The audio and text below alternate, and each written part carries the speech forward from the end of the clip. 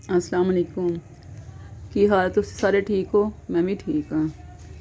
अज ना जाग लाने का तरीका दसन लगी हाँ। मैं बहुत सारे लोग तो अपने घर जाग लाते जिन्होंने नहीं आता उन्होंने वास्ते।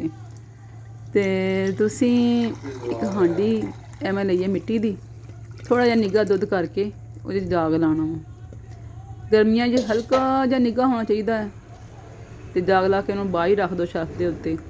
सर्दियों में थोड़ा जहा ज़्यादा निग्घा कर लो, बहुता गर्म नहीं करना, फिर जाग नहीं जमदा, दही जमदा ही नहीं। फिर तुसीं इहनूं किसी कपड़े लपेट के ना सर्दियों तो किसी गर्म जगह ते निੱघी जगह ते रखना, फिर जमना है, बाहर नहीं जमदा हुंदा। इनू तुसीं रख दो। एक चमची जाग ला के देखो दही लाती मैं, खट्टी लस्सी है तो खट्टी लस्सी ला दो, दही है तो दही ला दो। तो इनू तुसीं रख दो,